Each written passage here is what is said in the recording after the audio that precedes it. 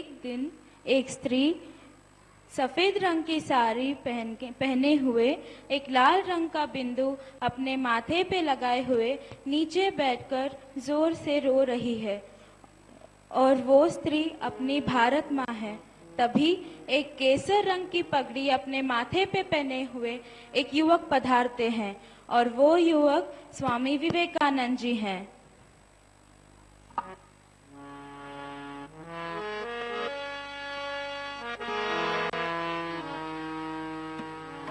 वे भारत माँ से कहते हैं, हे माँ, आप इस तरह से रो क्यों रही है? आपको इस हालत में मुझसे देखा नहीं जाएगा माँ, देखा नहीं जाएगा।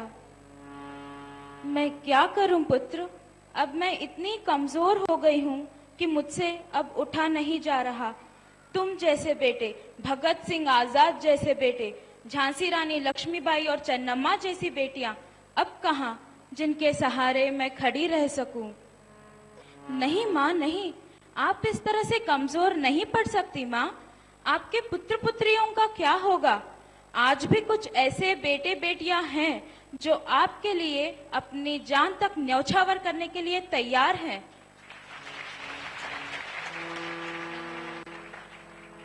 हाँ पुत्र है, उन्हीं के सहारे आज मैं बैठी तो हूँ, वरना बैठ भी न पाती।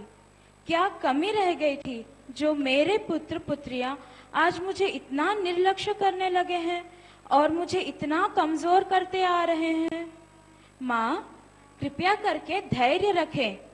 अब मैं इस लोक में नहीं रहा तो क्या हुआ, लेकिन मैं ऐसे पुत्र पुत्रियों को तैयार करूंगा जो आपकी रक्षा कर सके, आपकी सेवा कर सके, आपके सिर को फिर से गर्व से ऊंचा कर सके, आपका खोया हुआ स्वाभिमान, आपके वैभव को वापस लौटा सके। मैं उनमें मनोबल, ज्ञान, धैर्य एवं प्रेम भरूंगा। आप मुझे आशीर्वाद दीजिए माँ। कल्याण हो पुत्र। और माँ के दिल को दिलासा तो मिला, लेकिन उनके आंसू रुक ही नहीं रहे थे। तभी एक साधु महाराज प्रवेश करते हैं और वो है बाबा रामदेव जी।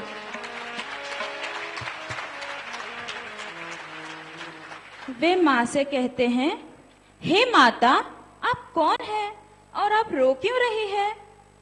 मैं भारत माँ हूँ। माँ, आप और इस तरह? उठिए माँ, आपके चरण में आपके बेटे का प्रणाम स्वीकार करिए माँ। आप उठिए माँ, आप इस तरह से क्यों बैठी हैं?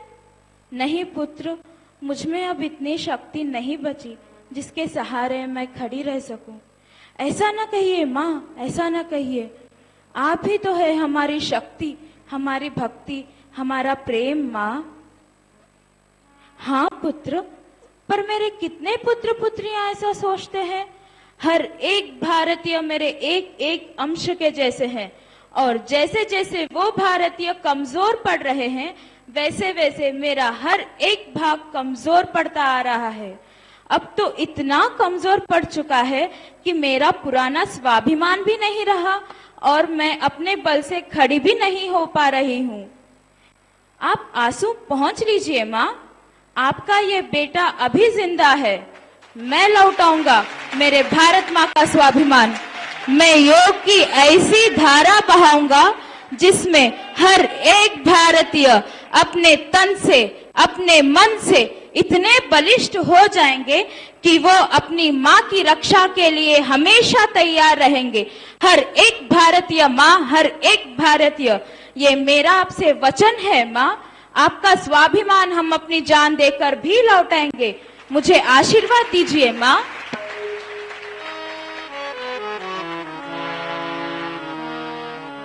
जब बाबा ऐसा बोल रहे होते हैं, तब तुरंत उनके पीछे स्वामी विवेकानंद जी खड़े दिखाई देते हैं।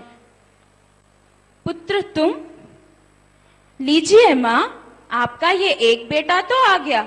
अब यही बेटा सारे भारतीय, जो सिर्फ भारत में ही नहीं, जो विदेश में भी रहते हैं, उनके मन में अपने देश के प्रति ऐसी देश प्रेम की भावना जगाएगा कि वो आपकी रक्षा के लिए हमेशा तैयार रहेंगे। ये खड़ा करेगा हजारों लाखों भगत सिंह आजाद जैसे बेटे, झांसी रानी लक्ष्मीबाई और चन्नम्मा जैसी बेटियों को। अब तो आंसू पहुंच लीजिए माँ, ये लौटाएगा आपका खोया हुआ स्वाभिमान, आपकी शक्तियों को। लेकिन इसे भी थोड़े कठिनाइयों का सामना करना पड़ेगा, कुछ खोना पड़ेगा, लेकिन ये उठेगा और लड़ेगा आपके लिए माँ, सिर्फ आपके लिए। आज देखो अपने ही अपनों के दुश्मन बन चुके हैं, जिससे मुझे बहुत पीड़ा पहुंचती है, लेकिन ये मेरा बेटा हिम्मत कभी नहीं हारेगा और मेरा आशीर्वाद हमेशा इसके साथ रहेगा।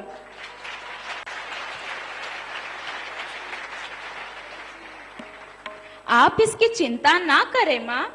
जिस तरह से सत्याग्रह के समय गांधी और उसके साथियों के पीछे मैं खड़ा था, बिल्कुल उसी तरह आज मैं इसके पीछे भी खड़ा हूँ।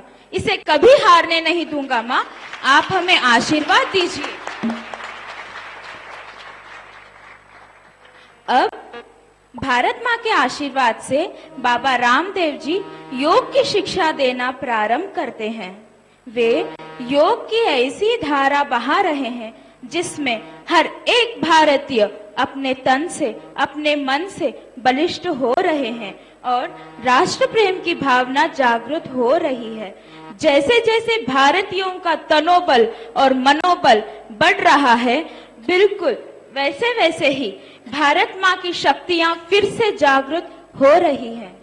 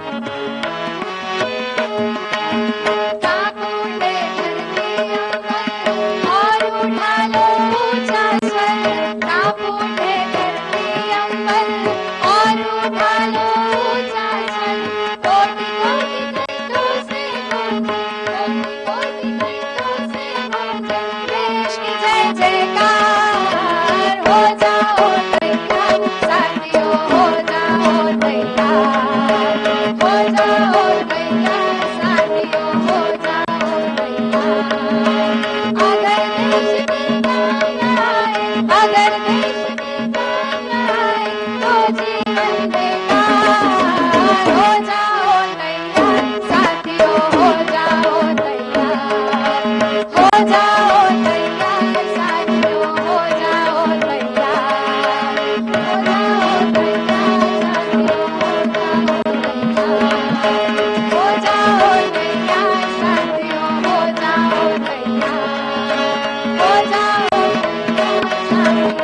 जाओ तैयार, हो जाओ तैयार साथियों, हो जाओ तैयार। इन सब बच्चों ने और बेटी आराधना ने जो राष्ट्र आराधना का जो संकल्प जगाया है, एक बार सब की ओर से बेटी आराधना को बहुत बहुत प्यार है। और सब बच्चों ने भी जो ये जो संस्कार इनके हृदय में देशभक्ति के बोए जा रहे हैं, ये अंतिम श्वास तक मुझे पूरा भरोसा है देश के लिए जिएंगे और बहुत खुश रहेंगे। दक्षिण कर्नाटक की महिला प्रभारी आदरणीय सुजाता जी से निवेदन करूंगा कि वो भी अपने विचार रखें। ओम। परम पूज्य स्वामी जी महाराज के चरणों में मेरा कोटि कोटि नमन। हम सभी कार्यकर्ताओं को ये खुशी है कि हमारे बीच में आज स्वामी जी हमको आशीर्वाद देने के लिए हमारे बीच में पधारे हैं, और स्वामी जी का आशीर्वाद तो हमारे साथ निरंतर रहता ही है। तो हम सब ये निश्चय कर लें कि स्वामी जी जो भी मार्गदर्शन हमको देते हैं और जो भी कार्य हमको सौंपते हैं, वो पूर्ण निष्ठा से हम उसे करें, तो हमें स्वामी जी का आशीर्वाद हमेशा हमेशा मिलता रहेगा। ये कहकर मैं आपको धन्यवाद हूँ। धन्यवाद आदरणीय बहन जी को। मैं हमारे उत्तर कर्नाटक के प्रांत पर्यवेक्षक आदरणीय भाई हरिशरण जी से अनुरोध करता हूं कि वो भी अपने भाव यहाँ प्रकट करें। परमपिता परमेश्वर का, जिन्हें सगुण साकार रूप कहते हैं, परम पूज्य गुरुदेव, ऐसे स्वामी जी महाराज के चरणों में नमन करते हैं। मैंने कभी भगवान नहीं देखा, लेकिन महसूस किया जो ज्ञान दिया वो गुरुओं ने दिया, जो गुरुओं ने ज्ञान दिया वो ईश्वरीय ज्ञान है। वो प्रेरणा देता है समाज की, वो प्रेरणा देता है राष्ट्र की। तो ऐसे गुरु जिन्होंने बचपन से लेकर हमें राष्ट्र प्रेम के लिए प्रेरित किया और वर्तमान में पूज्य स्वामी जी जैसे वटवृक्ष के रूप में मेरी इस अभीपसा को पोषित कर रहे हैं, आगे अग्रसारित करते हैं, ऐसे स्वामी जी के चरणों में कोटि कोटि नमन करते हैं, वंदन करते हैं, अभिनंदन करते हैं। ये विषय यहाँ पर संगठनात्मक विषय है।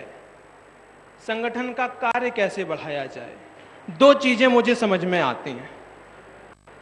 संगठन का, समाज का, राष्ट्र का अच्छा कार्य करने के लिए या तो बहुत ही अच्छा डिवोशन के साथ, समर्पण के साथ, हाईली इंटेलेक्चुअल हम हों, जागरूक हों, समाज के प्रति चिंतन रखते हों और पहली प्राथमिकता में राष्ट्र को रखते हों, संगठन को रखते हों, गुरु कार्य को रखते हैं।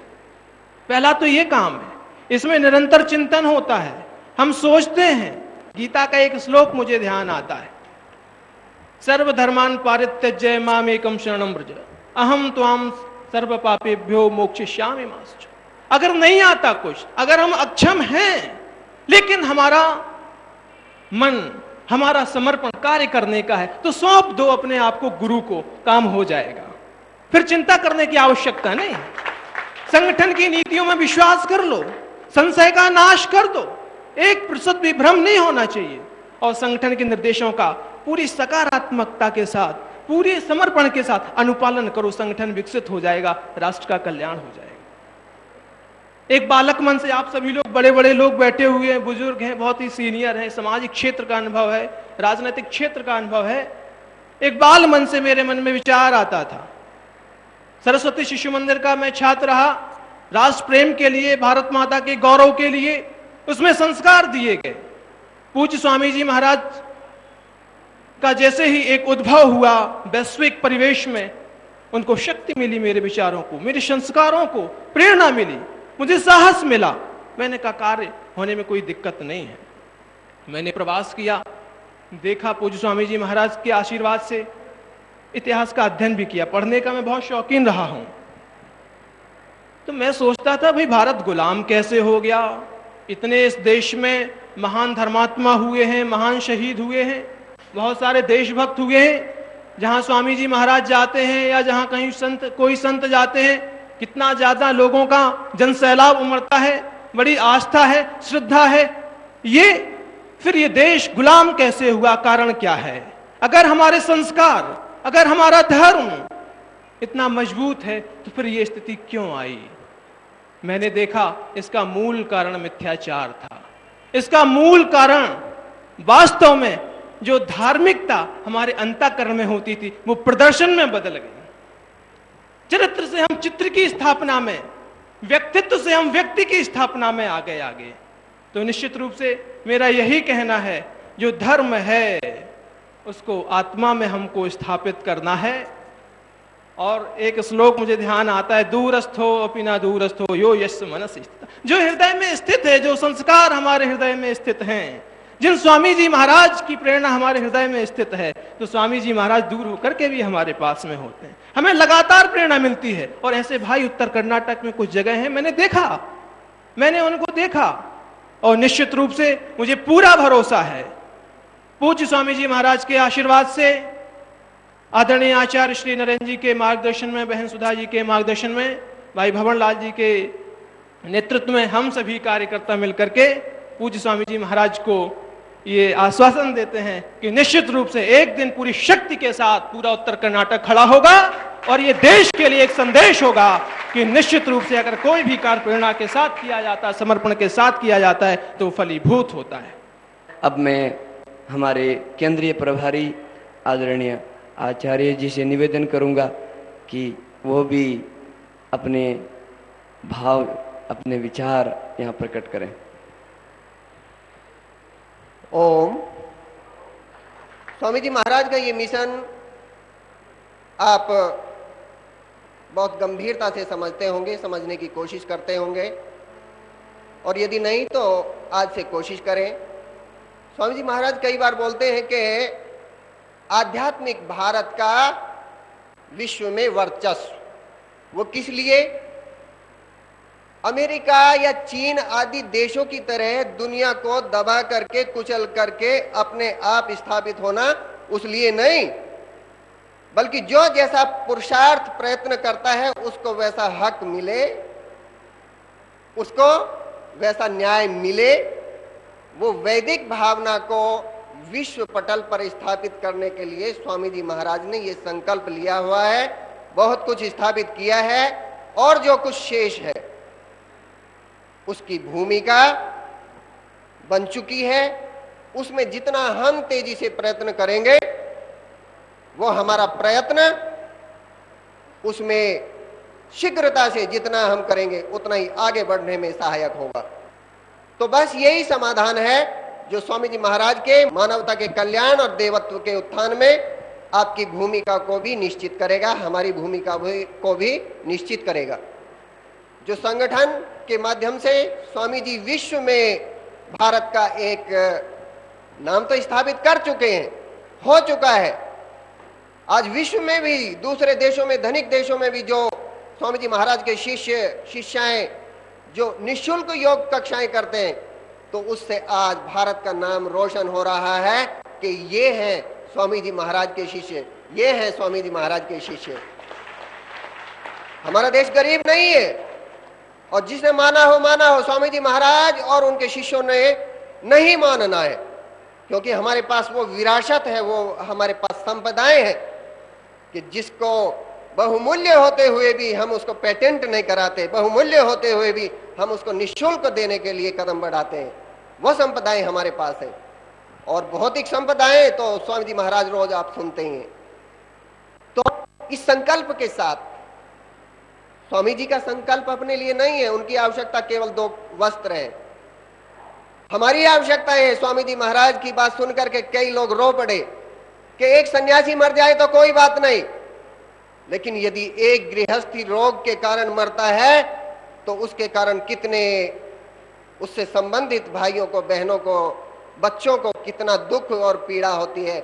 इस बात को सुनकर के, स्वामी जी की बात को कई भाई रोए हैं। उन्होंने हमसे कहा कि इतनी पीड़ा स्वामी जी समझते हैं, अपने लिए कुछ भी नहीं रख रहे। तो ऐसे स्वामी जी का हमें मार्गदर्शन मिलने भी वाला है। हम तो बीच में दो शब्द बोलने थे। अभिव्यक्ति स्वामी जी की के प्रति, स्वामी जी के कार्यों को देख करके वो ही हमारी अभिव्यक्ति है।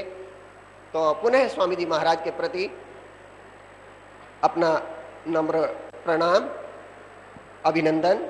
ओम।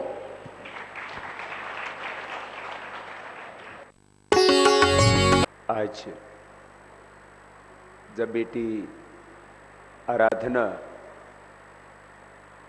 यहां छोटे छोटे बच्चों को लेकर के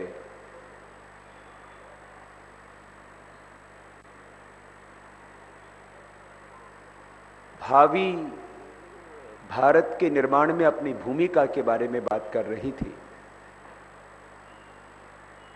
तब शर्विंद के वो शब्द मेरे कानों में बार बार गूंज रहे थे कि मेरे लिए ये देश मात्र एक मिट्टी का टुकड़ा नहीं है, मेरे लिए ये भारत मात्र जल, जंगल, जमीन, नदियां और पहाड़ नहीं है। भारत मेरी मां है और मेरी मां के सीने पर बैठ करके कोई उस पर खंजर चलाता है, उसको खून से लथपथ कर देता है, उसकी इज्जत और आबरू लूटता है, तो मैं उसको बर्दाश्त नहीं करूंगा। मैं अपने सभी ऐशो आराम को छोड़ करके भारत माता की रक्षा के लिए काम करूंगा। ये भारत माता की संतान होने के नाते, भारत माता का पुत्र होने के नाते मेरा कर्तव्य है, मेरा धर्म, ये मेरा राष्ट्र धर्म है। आज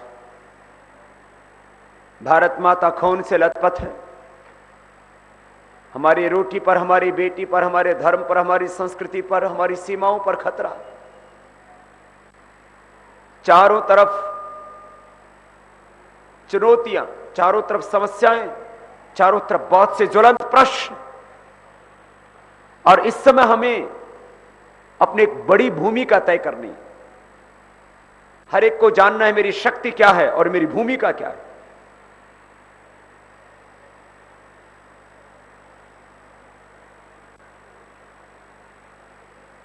शरीर के निर्वहन के लिए, जीवन के निर्वहन के लिए जितने न्यूनतम साधन हो सकते हैं उतना उपयोग करके जो कुछ हमें भगवान ने दिया है वो जन कल्याण के लिए दिया है, विश्व के मंगल के लिए दिया है। इसलिए मुझे यह जो मनुष्य का जन्म मिला है ये भोग करने के लिए नहीं, ये योग करने के लिए मिला है, ये सेवा करने के लिए मिला है, पुण्य से अपने जीवन को भरने के लिए मिला है।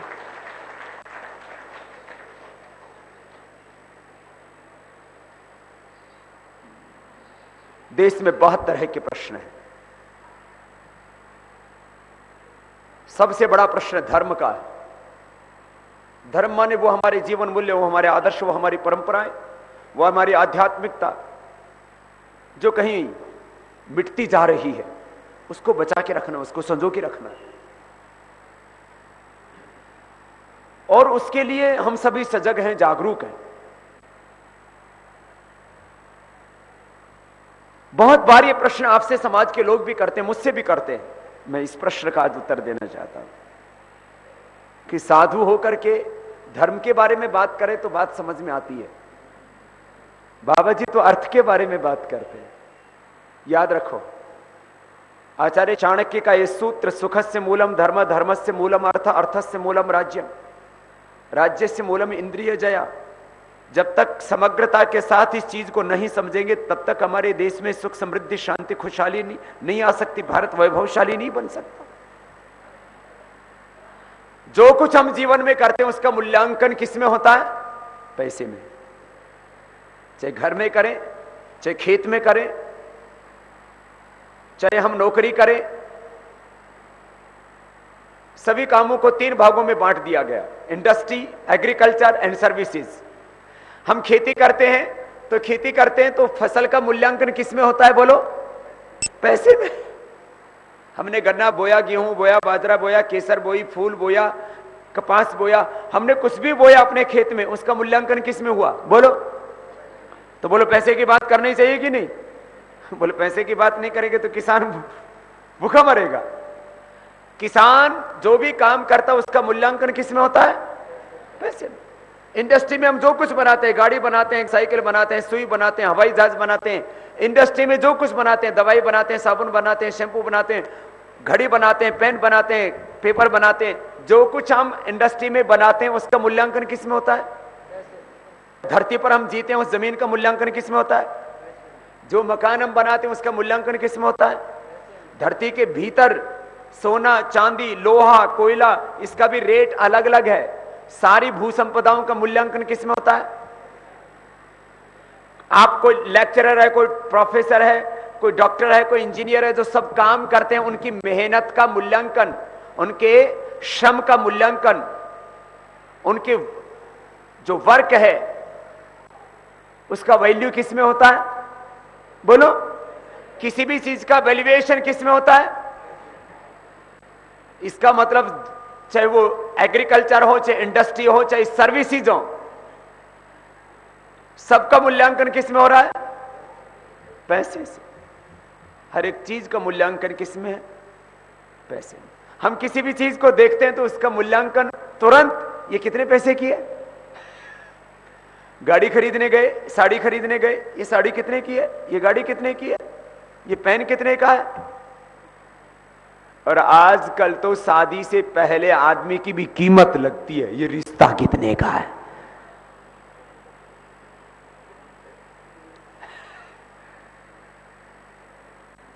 अब अगली बात, इसका मतलब बिना अर्थ के सब अनर्थ है, बिना अर्थ के सब व्यर्थ है। सार्थकता किससे है जीवन में? अर्थ से। अब अगली बात, एक बड़ा प्रश्न, क्या काला धन वापस आएगा? अच्छा, अब ये तो हो गया आएगा। अब सारे देश में एक प्रश्न उठ रहा है, काला धन वापस आना चाहिए, काला धन वापस लाना है, देश को बचाना है। अब तो बाबा ही नहीं, सब नेता भी बोलने लग गए। अब बात यह है, पूरे देश को यह नहीं पता है पैसा वापस कैसे आएगा, कुछ लोगों को पता है। तो अब सबसे बड़ा काम यदि हमारे कार्यकर्ताओं को करना है, योग के बाद, योग का एक हमारा काम एक स्तर तक पहुंच गया, उसको आगे लेकर के जाना है। मेरे से एक दिन एक पत्रकार बहन ने पूछा, बाबा आपका योग का सपना कब पूरा होगा? मैंने कहा जिस दिन सब भारतवासी सुबह उठ करके भोर में योग करने लग जाएंगे, उस दिन मेरा योग कराने का सपना पूरा हो जाएगा। मैं 10 साल बाद, 20 साल बाद, 25 साल बाद, 50 साल बाद मैं लगा रहूंगा, और 10, 20, 25, 50 सालों में जब ये काम हो जाएगा, हो सकता है 10-20 साल में ही हो जाए, कि एक बार हम सुबह सुबह सैटेलाइट से फोटो देखेंगे और जब लगेगा कि पूरा हिंदुस्तान सुबह सुबह उठ करके योग कर रहा है, तब हम समझेंगे योग युग आ गया है, ऋषि युग आ गया। हम सब ऋषियों की संतान है, भगवान राम और कृष्ण की संतान, भगवान शिव की संतान। और सुबह यदि उठ करके योग ना करें और सोते सोते पड़े रहे, सोना भोग है और जाग करके प्राणायाम ध्यान करना ये योग।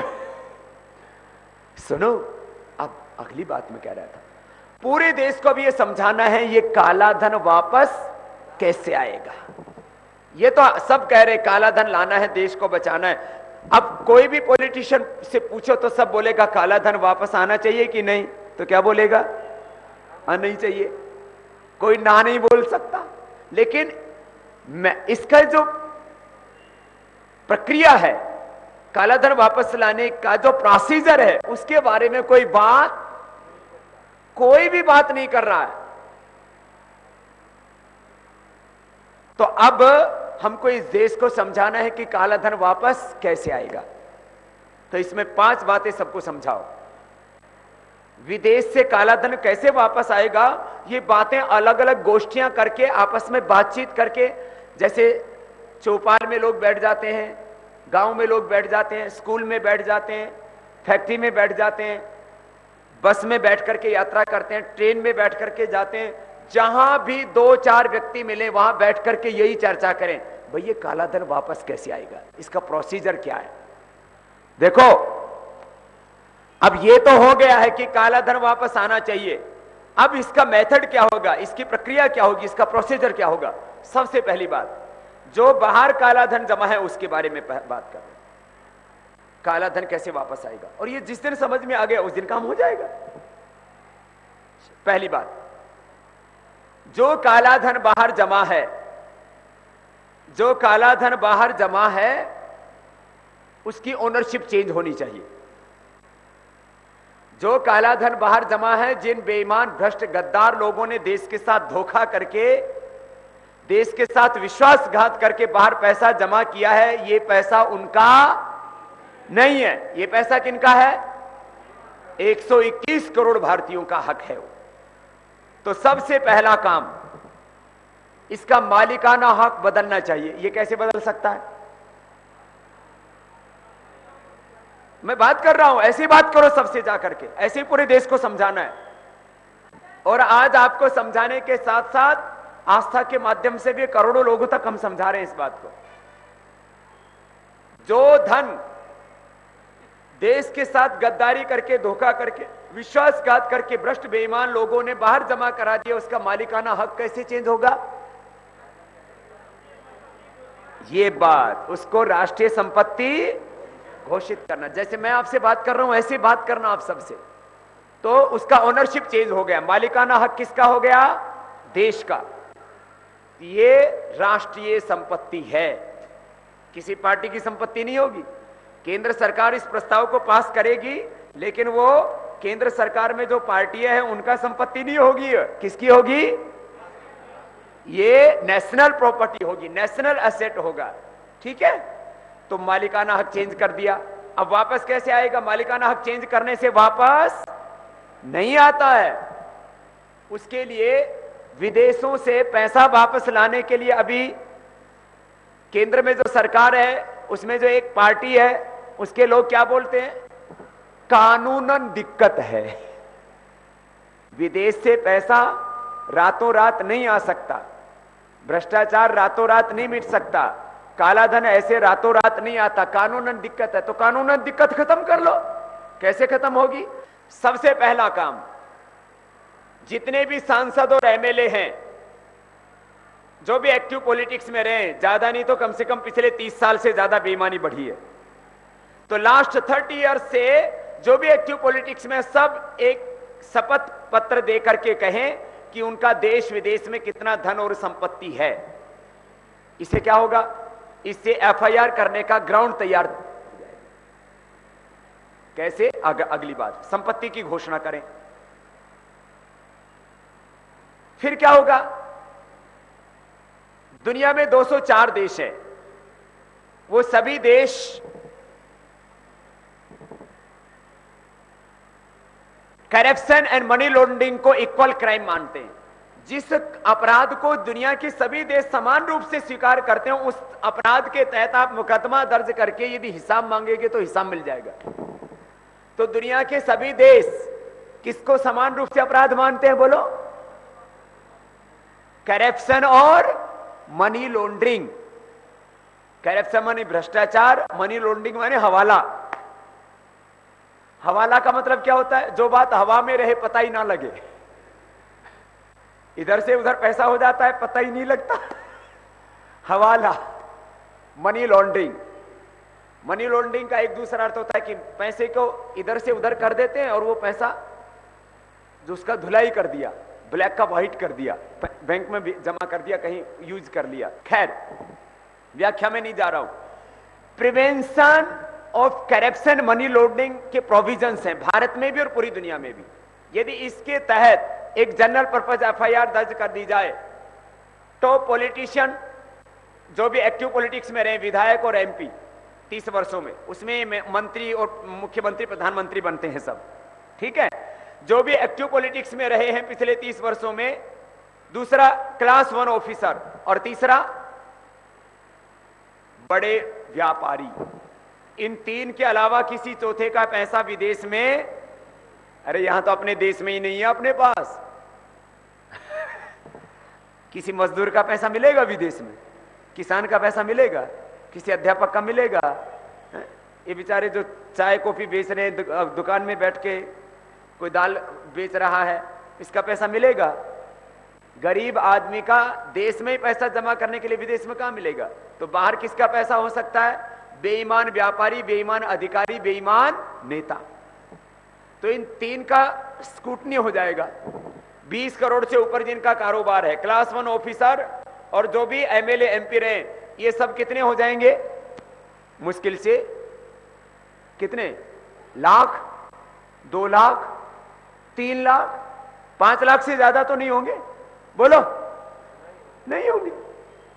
तो इनका नाम एक जनरल पर्पज एफआईआर दर्ज करके इनके परिवार और इनके संस्थानों के नाम कितना पैसा किस देश में है, जिस भी देश से मांगेंगे, लगभग दुनिया के सभी देश, आज वहां पर सब चीजें ऑनलाइन हो गई हैं। और खास करके जिन देशों में पैसा जमा करते हैं वहां सब सिस्टम क्या है? ऑनलाइन है। तो ऑनलाइन सिस्टम से पता लगाने के लिए 1, 2 महीना, 3 महीना, 6 महीना लग सकता है। यदि एक जनरल पर्पज एफआईआर दर्ज की जाए तो ये सारा पैसे का पता लग जाएगा और उसको वापस लाने का रास्ता खुल जाएगा। यह है prevention of corruption and money laundering act के तहत जनरल पर्पज एफआईआर दर्ज की जाए तो पैसा कहां जाएगा? बोलो, हिंदुस्तान में। एक तो ये तरीका। 3 बातें बताई। पहला राष्ट्रीय संपत्ति, दूसरा संपत्ति का घोषणा पत्र, तीसरा general purpose FIR, prevention of corruption money laundering act के प्रोविजंस के तहत जनरल पर्पज एफआईआर। याद करो इन चीजों को। चौथा काम, पॉलिटिकल एक्सपोज पर्सन से एक प्रोविजन है पूरी दुनिया के अंदर, यूएन भी उसको मानता है और United Nations Convention against corruption UNCAC भी उसको मानता है। उसके तहत कार्रवाई करेंगे तो ये काला धन वापस आ जाएगा। और एक 5वां लास्ट, बेनिफिशियल ओनरशिप का डिक्लेरेशन भारत को भी करना चाहिए कि जो भी बैंक में पैसा जमा करेगा तो उसका बेनिफिशियली कौन है उसके बारे में उसको लिखना पड़ेगा। अभी आप लोग तो लिख देते हैं कि मैं इसका मालिक हूं, मेरा पैसा है 2, 4, 5 लाख। ये जो 10, 20, 50 हजार, लाख करोड़ जमा कराते हैं, ये सेल कंपनी बना लेते हैं। ये इस तरह से पैसे को घुमाते हैं, उसका मालिक का पता ही नहीं लगता। भारत भी काला धन जमा करने वाला एक देश है, टैक्स हेवन है। तो जो मॉरिशस रूट से पैसा आता है उसका पता क्यों नहीं लगता है? बेनिफिशियल ओनरशिप का डिक्लेरेशन का कानून नहीं है। तो ये 5 काम हो गए तो सारा काला धन कहां जाएगा? हिंदुस्तान में। इसके लिए सहमत किसका होना जरूरी है? सारी राजनीतिक पार्टियों का सहमत होना जरूरी है। केंद्र सरकार, या तो केंद्र सरकार या राजनीतिक पार्टियां एमपी सहमत हो जाएं तो ये केंद्र सरकार में प्रस्ताव पारित हो सकता है। तो आपको एक बहुत इंटरेस्टिंग बात ये बताता हूं, इन 5 प्रोविजनों पर एक पार्टी को छोड़ करके बाकी सारी पार्टियां मौखिक रूप से सहमत हो गई हैं, लिखित रूप से अभी हम जाकर के जनवरी महीने में सबसे लेने वाले हैं। और सब एमपी भी बोल रहे हैं। अभी मैंने बात करके आपसे बात कही है, सबसे मुलाकात करके बात करके ये बात कही है, ये 5 चीजें हो जाएंगी। लोगों को नहीं तो भ्रम रहेगा, कैसे वापस आएगा? तो पार्टी अध्यक्षों ने बोल दिया, बाबा जी हम अपनी पार्टी की तरफ से इसको राष्ट्रीय संपत्ति घोषित करने में हमको आपत्ति नहीं, संपत्ति की घोषणा करने में हमको आपत्ति नहीं, prevention of corruption money laundering के तहत एफआईआर करके, अबे हमने जब जमा ही नहीं किया तो हमारे खिलाफ मंगा लो जानकारी, वह होगा उसी का तो आएगा ना। ठीक है, ऐसे ही इन 5 मुद्दों पर सहमति बन रही है। तो अभी हम क्या कर रहे हैं, पहले चरण में यूपी और उत्तराखंड, पंजाब और गोवा से लेकर के मणिपुर तक 5 राज्यों में इसको अभियान को चला रहे हैं। जब वोटिंग होगी उससे पहले एक सभा होगी, वहां ये 5 चीजों के बारे में डिक्लेरेशन करेंगे कि इसको राष्ट्रीय संपत्ति घोषित करने में, संपत्ति की घोषणा करने में, इसका पता लगाने में, जनरल पर्पज एफआईआर दर्ज करने में हमको आपत्ति, और जो नहीं करेगा हम देश के लोगों को बताएंगे ये पार्टी और इस पार्टी के लोग बेईमान हैं, ये नहीं लाने दे रहे इसको। अभी तक तो खाली आरोप मानते हैं ना, बाद में लिखित में होगा, वो एविडेंस होगा। अच्छा, देश के अंदर का काला धन कैसे वापस आएगा? देश के अंदर का काला धन वापस लेने के लिए बड़े नोट बंद करना, सारे टैक्स खत्म करना, तो 2 काम हो जाएंगे, काले धंधे गंदे धंधे, इसको बोलते हैं dirty money. Dirty money and dirty work, dirty business. काला धन, काले धंधे, गंदे धंधे सब बंद हो जाएंगे यदि बड़ा नोट ना हो, और महंगाई खत्म हो जाएगी यदि ये 32 प्रकार के टैक्सेशन ना हो। हमने बताया ना, यदि टैक्स खत्म हो जाए तो पेट्रोल कितने पैसे में मिलेगा? 35 में। गैस कितने में मिलेगी? 200-250 रुपए में। साइकिल कितने में मिलेगी? अभी कितने में मिलती है साइकिल? 3000। तो कम से कम 2000 में साइकिल मिलेगी। अभी छोटी गाड़ी कितने में मिलती है? 5 लाख में। तो बाद में कितने में मिलेगी? 3 लाख में। ये सब खाली टैक्सेशन खत्म होने से। बोले बाबा ये काम तो तुरंत हो जाना चाहिए सब। हाँ, और टैक्स कम देना पड़ेगा तो सबके पास पैसा बचेगा, और बचत होने से सब क्या बनेंगे? धनवान।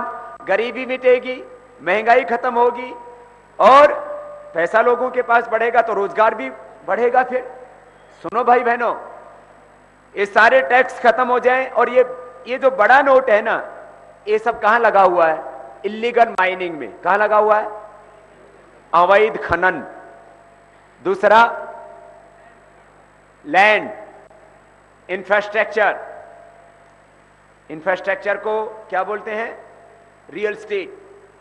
इंफ्रास्ट्रक्चर, रियल स्टेट, लैंड और इल्लीगल माइनिंग, ये सब देश लूट लिया, बहुत लूटा है। और ड्रग, गुटखा, मसाला, दारू, ये सब 2 नंबर में चलता है। अब चुनाव में दारू खरीदते हैं तो चेक ड्राफ्ट से थोड़ी खरीदते हैं। किससे खरीदते हैं बोलो? बड़े नोट से। सारे गंदे धंधे किससे हो रहे हैं बोलो? ये खत्म होते ही एक बार ले लो, जिसका ईमानदारी का है उसको छोटे नोट दे दो, बैंक से उसका काम शुरू करवा दो, और जिसके पास ईमानदारी का नहीं है वो नोट ही कैंसिल कर दो। सबके नोट कागज के भाव बिकेंगे। समझ में आ गई बात? ये है इंटरनल इकोनॉमी का ब्लैक मनी खत्म करने से। ये टैक्स की चोरी क्यों करते हैं? महंगाई क्यों है? हर आदमी को चोर बना दिया है ज्यादा टैक्स लगा के। डायरेक्ट टैक्स लगता है इनकम पर 1। देखो, पैसे वाले आदमी पर 1 डायरेक्ट टैक्स लगता है, और गरीब आदमी पर 31 प्रकार के टैक्स लगते हैं। ये सब उसको ढोना पड़ता है। ये इनडायरेक्ट टैक्स हैं, जो पेट्रोल पर, डीजल पर, गैस पर, साबुन पर, शैम्पू पर, सीमेंट पर, साइकिल पर, मोटरसाइकिल पर जो टैक्स लग रहे हैं, इनको क्या बोलते हैं? Indirect tax. सरकार कहती है हमने तो अमीर आदमियों पर टैक्स लगा रखे हैं, गरीबों पर नहीं लगा रखे हैं। इतना बड़ा झूठ बोला गया। सारे टैक्स किस पर लग रहे हैं बोलो? 31 टैक्स किस पर लग रहे हैं? गरीब लोगों पर, आम लोगों पर।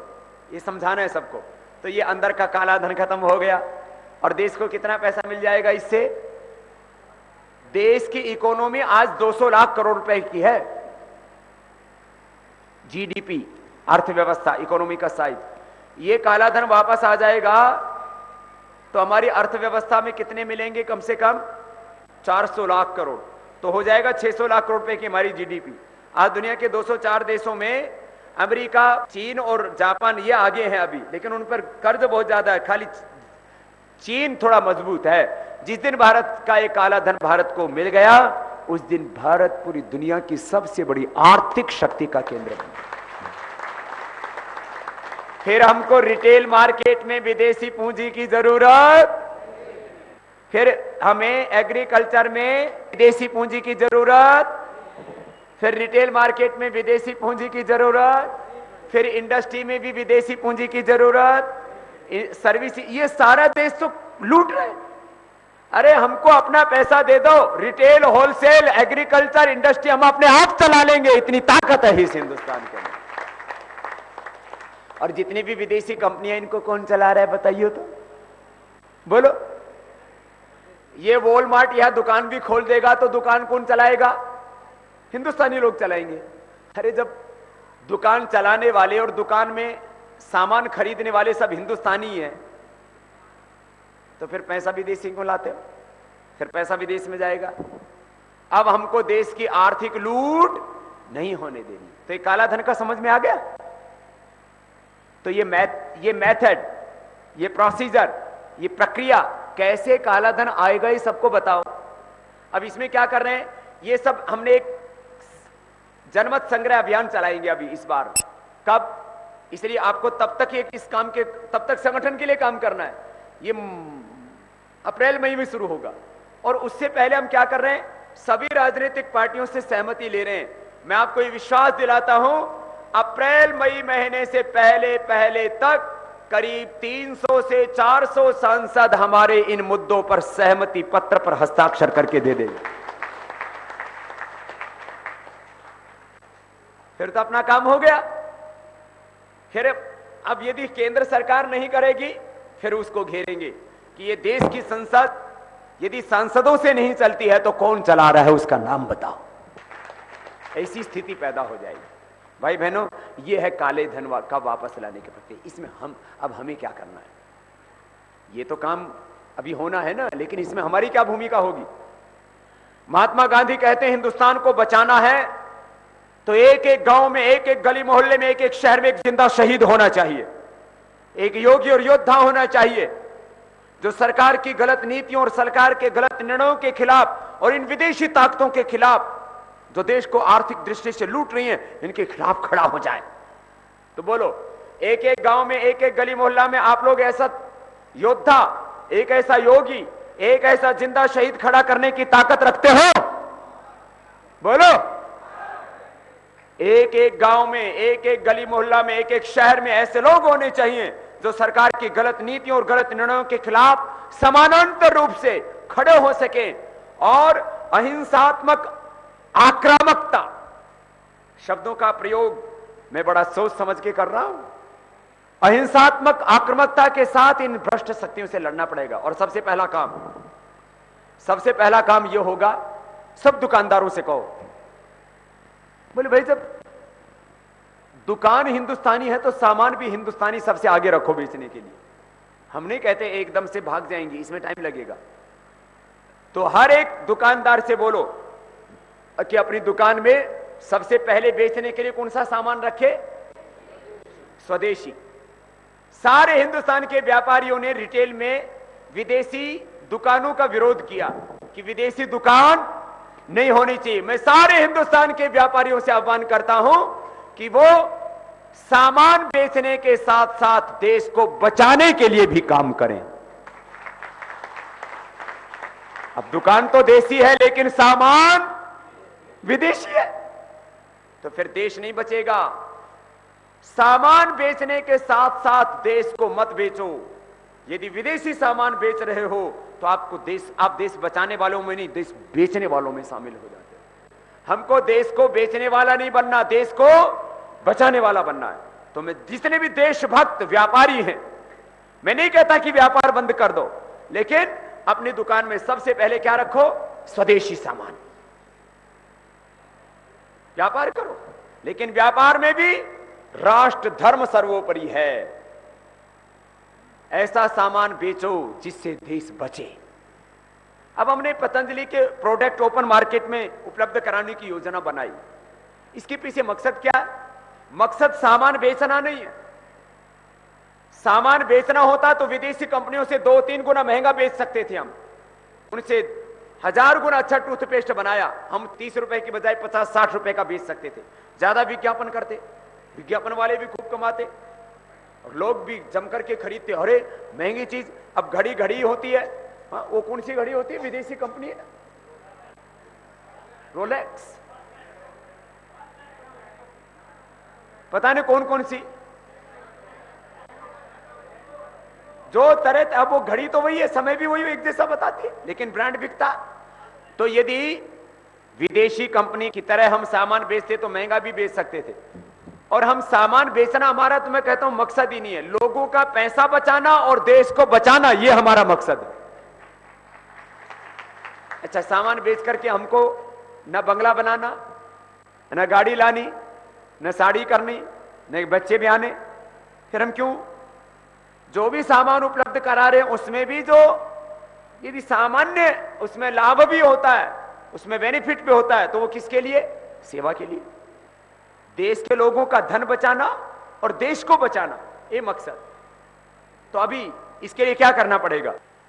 इसके लिए सब लोग एक संकल्प ले लें, हमको विदेशी सामानों का प्रयोग, और जो दुकानदार हैं मैं उन सब से फिर से कहूंगा, सबसे बोलो जा जा करके, गोष्ठियां लो, जितने भी व्यापार मंडल बने हुए सब जगह, जितने भी रिटेल के व्यापारी हैं, होलसेल के व्यापारी, उन सबके समूह बने हुए, संगठन बने हुए, ऑर्गेनाइजेशंस बने हुए, उनकी मीटिंग लेकर के बोलो भाई विदेशी सामानों का भी बहिष्कार करो, विदेशी दुकानों का ही नहीं, विदेशी सामानों का भी बहिष्कार करो और वही सामान बेचो जिससे देश बचे। अच्छा, अब इसके लिए गांव में क्या करना? एक एक गांव में एक एक स्वदेशी केंद्र खोल दो। गांव में 3 काम करना है हमको। एक, कुदरती खेती, कुदरती खाद, कुदरती कीटनाशक और प्राकृतिक कुदरती बीज, ट्रेडिशनल सीड्स, ट्रेडिशनल एग्रीकल्चर, वो सब इसको बढ़ाना, जो आपको फार्मूला बताया है खाद का, कीटनाशक का, गोमूत्र गोबर के साथ। ग्रामोद्योग बढ़ाओ, और ग्रामोद्योगों के साथ साथ उस गांव के अंदर स्वदेशी का ही सब लोग प्रयोग करें। गांव के लोग अभी भी हिंदुस्तान से ज्यादा मोहब्बत करते हैं। ये शहरों में विदेशी गुलामी में लोग ज्यादा जकड़ गए। गांव के लोगों को समझाओ, वैसे तो शहर के लोगों को भी समझाओ, पूछो भाई देश का पैसा देश में रहना चाहिए कि विदेश में जाना चाहिए? बोलो, सभी बोलेंगे देश में रहना चाहिए। तो आप विदेशी सामान खरीदते हो, पानी तो किनले एक्वाफेना का यहां से भरा है, लेकिन पानी की तरह पैसा तो विदेश में बह रहा है। हमारा लक्ष्य लाइफ बॉय से विरोध नहीं है, उससे जो पैसा जा रहा है वो कंपनियां देश को लूट रही हैं। हमको देश को आर्थिक दृष्टि से कमजोर नहीं बनाना है, ये बात समझानी है। तो अभी गांव में समितियां भी बनाओ, वहां स्वदेशी केंद्र भी बनाओ, फिर रोग नशा मुक्त करने के लिए वहां अभियान चलाओ। तो एक एक गांव में, जैसे पहले हमने पतंजलि चिकित्सालय और आरोग्य केंद्र खोले थे शहर और तहसीलों में, जहां पॉपुलेशन की डेंसिटी जहां पर ज्यादा थी, आबादी का घनत्व जहां ज्यादा था, लोग ज्यादा रहते थे, जहां पर वहां क्या खोल दिए थे हमने? पतंजलि चिकित्सालय और आरोग्य केंद्र। अब गांव में क्या खोलना है? आप गांव में जाओ, वहां समिति बनाओ और वहां कम से कम एक ऐसे कार्यकर्ता को, चाहे वो किसान पंचायत का है, युवा भारत का है, उस एक जवान को जो स्वदेशी के लिए, स्वदेश के लिए एक जिंदा शहीद बन करके, एक योगी और योद्धा बन करके, एक संत और सिपाही बन करके देश की रक्षा के लिए तैयार हो जाए, उसका वहां एक स्वदेशी केंद्र खोल दो। उस स्वदेशी केंद्र को सब सामान, जो नित्य प्रयोग का सामान है, सब उपलब्ध कराएंगे और उसको बचत भी होगी, उससे उसका घर परिवार भी चल जाएगा। तो आपको जो गांव समितियां बनानी है, वहां पर एक एक क्या खोलना है? बोलो, स्वदेशी केंद्र। इस स्वदेशी केंद्र को सामान कहां से मिलेगा? तहसील से मिल जाएगा या जिले से मिल जाएगा। वहां हम होलसेलर बना रहे हैं, थोक विक्रेता बना रहे हैं, वहां डिस्ट्रीब्यूटर बना रहे हैं। तो गांव वाले को तहसील से या जिले के डिस्ट्रीब्यूटर से, होलसेलर से पूरा सामान मिल जाएगा और वो स्वदेशी केंद्र चलाएगा। गांव के एक एक आदमी को बताएगा कि विदेशी वस्तुओं का बहिष्कार करो, इससे देश का पैसा विदेश में जाता है, और उसके ऊपर एक रेट लिस्ट लगाएंगे। ये जो स्वदेशी केंद्र होंगे, एक इसके ऊपर रेट लिस्ट लगेगी और हमारे सामान विदेशी सामानों से 10 से 20% कम से कम सस्ते होंगे, कुछ तो 50% सस्ते होंगे। Rate list. अब विदेशी कंपनी नमक कितने में उपलब्ध कराती है? ये कैप्टेन कोक, ये और कौन कौन सा नमक है, अन्नपूर्णा, जो हिंदुस्तान लीवर और तमाम बड़ी बड़ी कंपनियां जो उपलब्ध कराती हैं, 15 रुपए से लेकर के 20-20, 18-18 रुपए में एक एक किलो वो नमक बेच रही है। तो हम, क्योंकि ट्रांसपोर्टेशन बहुत ज्यादा होता है, पहले तो हमने 8 ही रुपए रखा, लेकिन दूर पूरे हिंदुस्तान में डिस्ट्रीब्यूशन में प्रॉब्लम आ रहा था, इसलिए उसका 10 रुपए करना पड़ा। वो टूथ ब्रश कितने में बेचते हैं? 15 से 20 रुपए में, और हम कितने में देते हैं? 8 रुपए में। तो हो गया ना 50% में। ऐसे ही जितने भी सामान है, वो जो अपनी गुणवत्ता है उसके साथ उसका मूल्य लिखेंगे तो पाएंगे 10, 20 नहीं 50% तक का अंतर मिलेगा रेट में।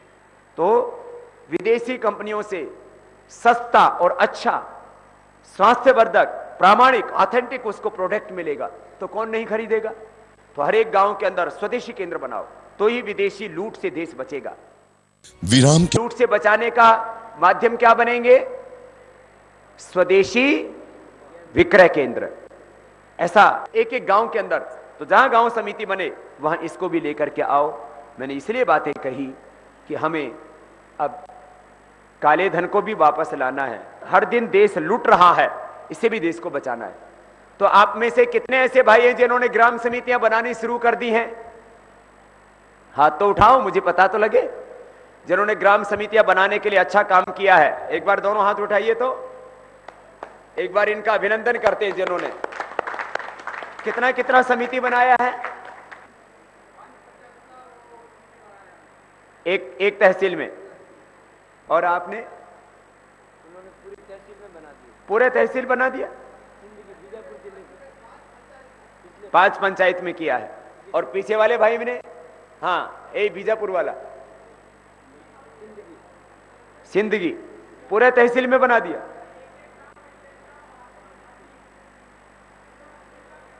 एक एक गांव का 5-5 आदमी लेके पूरा तहसील में ग्राम समिति बना दिया भाई ने।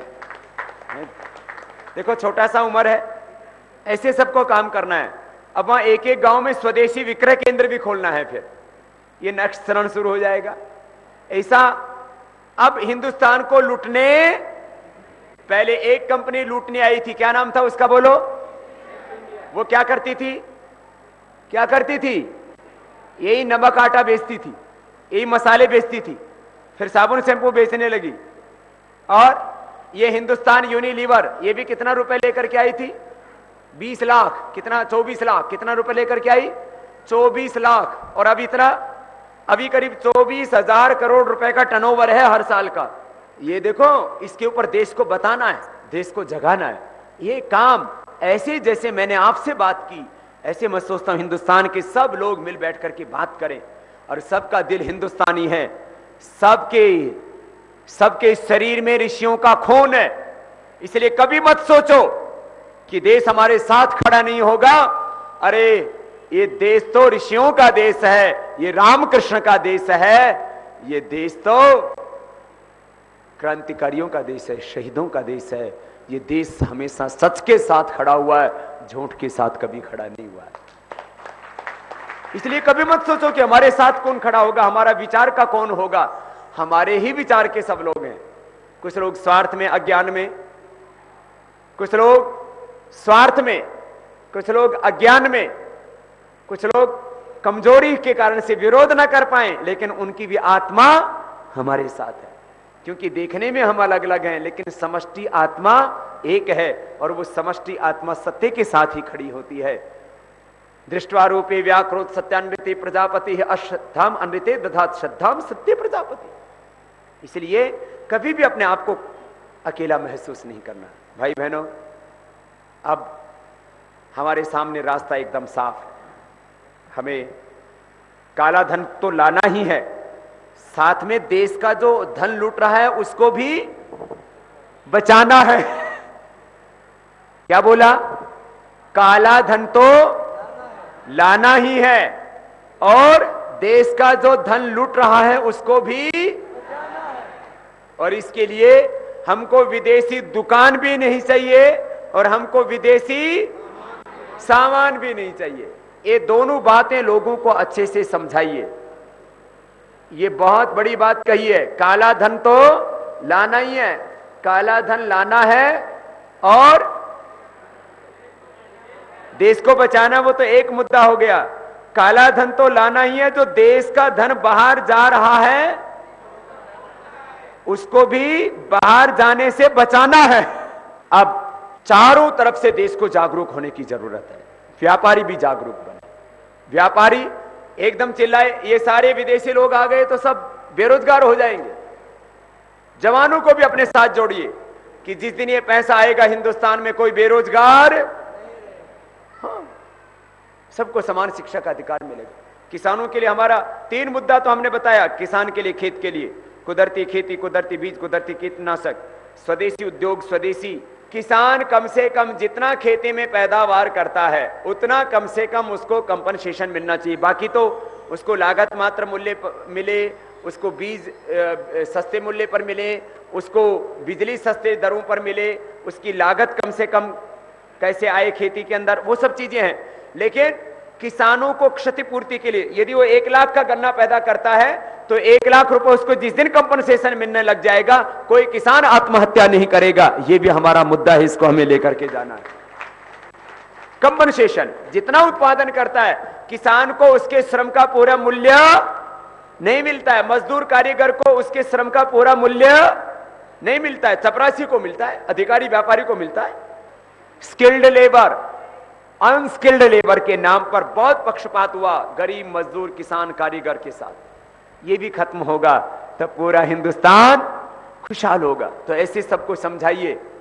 तो पतंजलि योग समिति, महिला पतंजलि योग समिति, भारत स्वाभिमान युवा भारत और किसान पंचायत के इन 5 संगठनों के माध्यम से पूरे देश में छा जाना है। और इस संगठन को बढ़ा करके किसके लिए बढ़ा रहे संगठन? देश को बचाने के लिए, देश को आगे बढ़ाने के लिए। और जिस दिन ये काम होगा उस दिन हिंदुस्तान बहुत ताकतवर होगा। और ये काम हमें खुद करना है, अपने हाथों से अपना भी भविष्य बनाना है और अपने हाथों से एक नए राष्ट्र का निर्माण भी हमें करना है। ये संकल्प आपको लेकर के जाना। दूसरे राष्ट्र का निर्माण करें और हम भारत माता की जय बोलें, ये हमारे जीवन की धन्यता नहीं है। फिर हमारी भूमिका क्या हुई? फिर तो ऐसे ही कीड़े मकोड़े गधे घोड़े की तरह हम भी पैदा हुए और मर गए। अरे अपनी जिंदगी की आवश्यकता कितनी? तन ढकने के लिए 2 वस्त्र, खाने के लिए 2 वक्त की रोटी और जीने के लिए 2 गज जमीन चाहिए।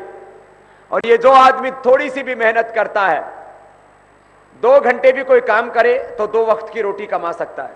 और हमारे पूर्वजों का जीवन हमें ये संदेश देता है। सुबह उठ करके ध्यान क्या करो अपने पूर्वजों का, भगवान राम, भगवान कृष्ण, ध्यान करो उनका। अपने गुरु बसवेश्वर जी का ध्यान करो। किस कुल में पैदा हुए? ब्राह्मण कुल में पैदा हुए। और जो जात पात के नाम पर समाज को तोड़ रहे थे, उन्होंने जातिवाद को खड़ा नहीं किया, उन्होंने राष्ट्रवाद और अध्यात्मवाद का उद्घोष किया। ऐसे थे संत बसवेश्वर जी। और जीवन भर संघर्ष किया। लोगों ने उनको बहुत बड़ा बुरा किया। जितने भी क्रांतिकारी संत हुए उनको जीवन भर गालियां खानी पड़ी है। महर्षि दयानंद के क्यों शत्रु बने? महर्षि दयानंद के साथ क्या हुआ? स्वामी विवेकानंद के साथ क्या हुआ? महात्मा बुद्ध के साथ क्या हुआ? आचार्य शंकर के साथ क्या हुआ? क्यों जहर देके मारा? अरे जब देश के लिए आचार्य शंकर जहर पी सकते हैं और ऋषि दयानंद 17 बार जहर पी सकते हैं और क्रांतिकारी यदि फांसी पर लटक सकते हैं, अरे देश के लिए, दुनिया के लिए, मानवता के लिए और पूरी दुनिया के लोगों को ऊंचे आदर्शों पर जीने के लिए भगवान श्री राम 14 वर्ष नहीं पूरे जीवन भर ही तप कर सकते हैं।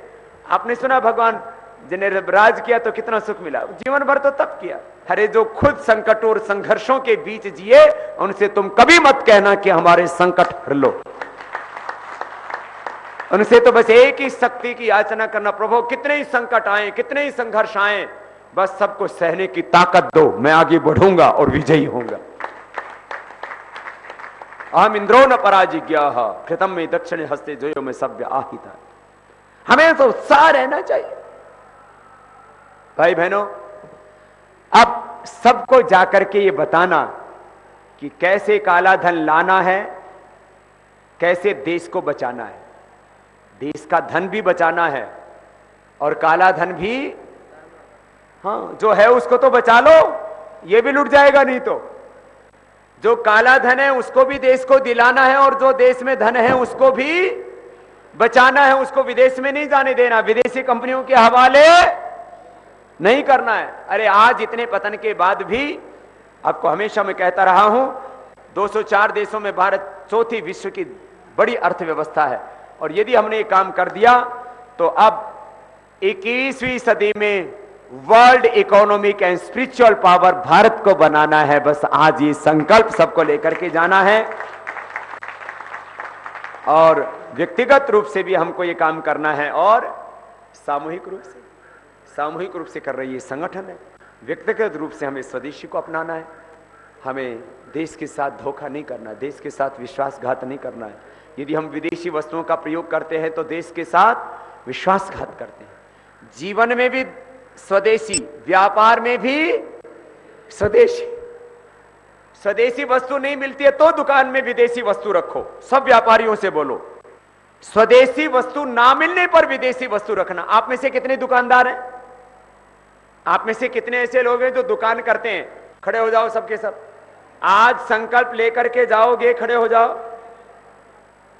आज संकल्प लेकर के जाओगे, जो वस्तु देसी मिलती है वो पहले देसी ही रखेंगे, उसके बाद ही विदेशी वस्तु बेचेंगे। विदेशी वस्तु बेचते हैं तो देश बेचते हैं, और देश की वस्तु बेचते हैं तो देश को बचाते हैं। हमें देश को बेचना नहीं है, देश को।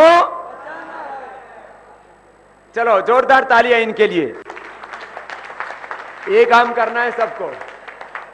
माना कि सरकार की गलत नीतियों, गलत निर्णयों, रॉन्ग पॉलिसीज, रॉन्ग डिसीजन सरकार ने लिए, इससे देश लूटा है।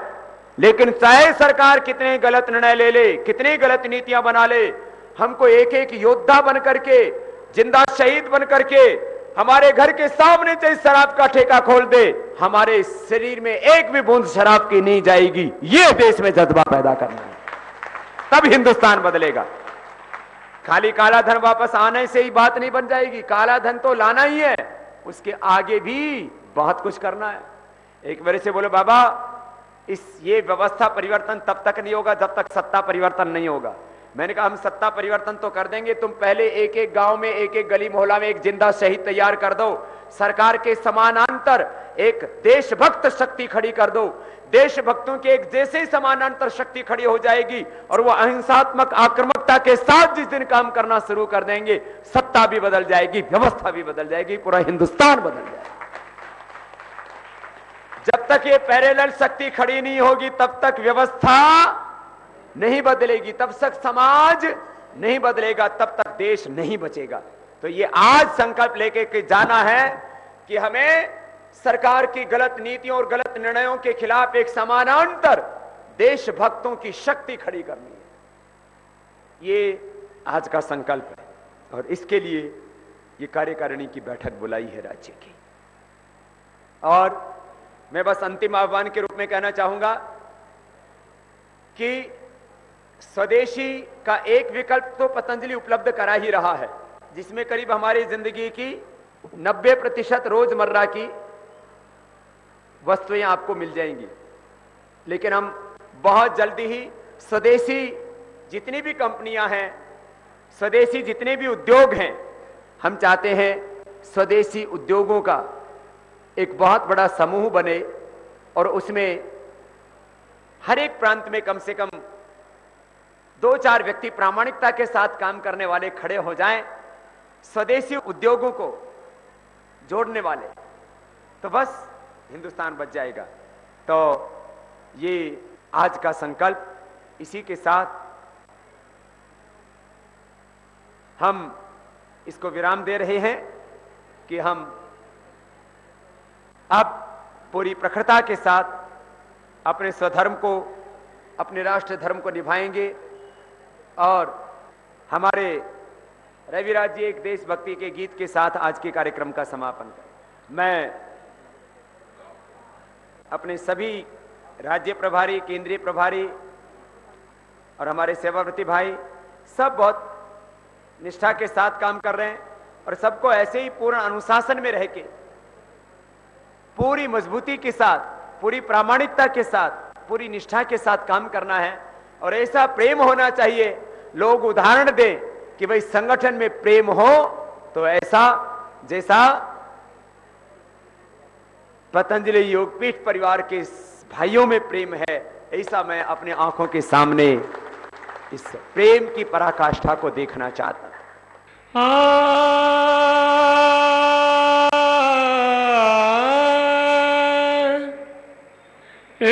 मेरे वतन के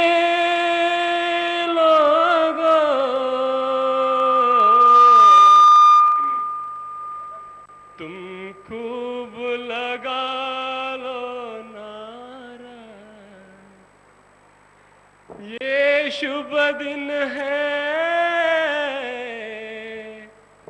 हम सबका, लहरा लो तिरंगा प्यारा, पर मत भूलो सीमा पर तीरों ने प्राण गवाई, कुछ याद उन्हें भी कर लो, कुछ याद उन्हें भी कर लो, जो रोज घर ना आए, जो लौट के घर ना आए। हे मेरे वतन के लोगों, जरा आंखों में भर लो पानी, जो शहीद हुए हैं उनकी जरा याद करो कुर्बानी। तुम भूल न जाओ इनको, इसलिए सुनो ये कहानी, जो शहीद हुए हैं उनकी